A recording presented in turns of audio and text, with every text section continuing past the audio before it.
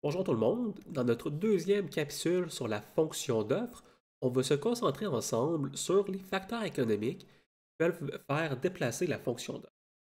Donc juste avant, je tiens à vous faire un bref rappel de ce qu'on a vu dans la partie 1. Si vous n'êtes pas familier avec la fonction d'offre, je vous encourage fortement d'aller la regarder.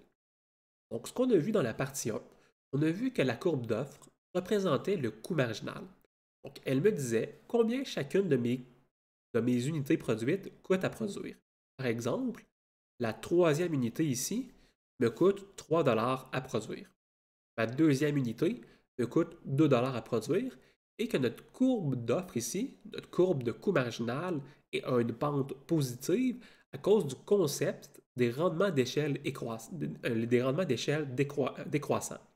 Donc, plus on produit de biens et services dans l'économie, plus la prochaine production de biens et services va être coûteuse. C'est ce qu'on appelle la fonction, c'est ce qu'on appelle les rendements d'échelle décroissants et ça explique notre pente positive. Ce qu'on veut voir ensemble aujourd'hui, c'est regarder comment différents effets économiques vont affecter ma courbe d'offre. Et ici, commençons par voir la question qu'on doit se poser. Donc la question qu'on doit se poser, c'est toujours la suivante. La courbe d'offre me parle du coût de production d'une entreprise.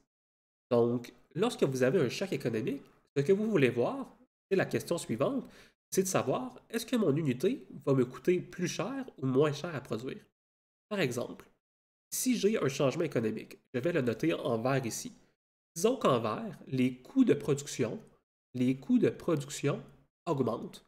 Donc, ça coûte plus cher produire mes biens et services. Par exemple, si le coût du pétrole devait augmenter, donc le pétrole, c'est un intrant, c'est de l'énergie.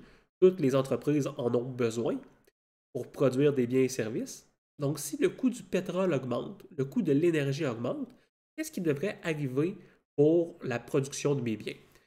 Ici, ce que j'aime faire, c'est prendre une unité au hasard. Donc, je vais prendre la troisième unité. Et je vais me poser la question suivante. Est-ce que ma troisième unité va me coûter plus cher à produire ou moins cher à produire si j'ai une augmentation des coûts de l'énergie? Eh bien, cette unité-là va me coûter plus cher à produire. Maintenant, au lieu de me coûter 3 $, elle pourrait m'en coûter par exemple 4 $. Je dois donc avoir un déplacement de ma courbe d'offre vers le haut. Donc, je dois donc avoir un déplacement de ma courbe d'offre vers le haut. Quoi est-ce qu'elle va ressembler, ma courbe d'offre? Elle va toujours avoir une pente positive. Le fait que les coûts de production augmentent ne change pas le concept de rendement marginaux décroissant. Mais maintenant, j'ai une augmentation de ma courbe d'offre qui est due à l'augmentation de mes coûts de production. Excellent. Est-ce qu'on a d'autres exemples de chocs qui peuvent affecter l'offre? Eh bien oui, on pourrait parler entre autres de productivité, donc la productivité des travailleurs. Qu'est-ce qui se passe, par exemple, si mes travailleurs sont maintenant plus éduqués?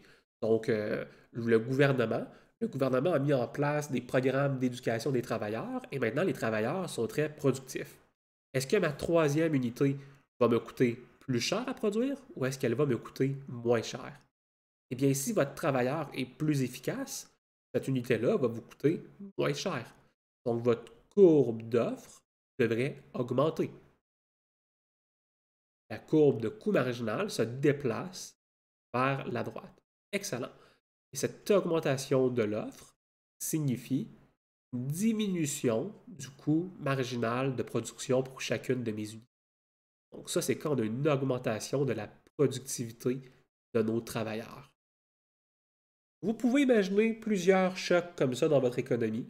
Vous pouvez imaginer, par exemple, qu'on découvre des nouvelles ressources naturelles, du progrès technologique qui facilite la production, etc. Et pour répondre correctement à la question, donc pour être capable de voir est-ce que ça a un impact positif ou négatif sur notre courbe d'offre, eh bien, on se pose toujours la question, est-ce qu'une unité va me coûter plus cher à produire? Si une unité me coûte plus cher, eh bien à ce moment-là, je déplace ma courbe d'offre vers le haut. Et si mon unité me coûte moins cher à produire, eh bien je déplace ma courbe d'offre vers le bas. J'espère que ça va clarifier pour vous les différents changements dans la fonction d'offre.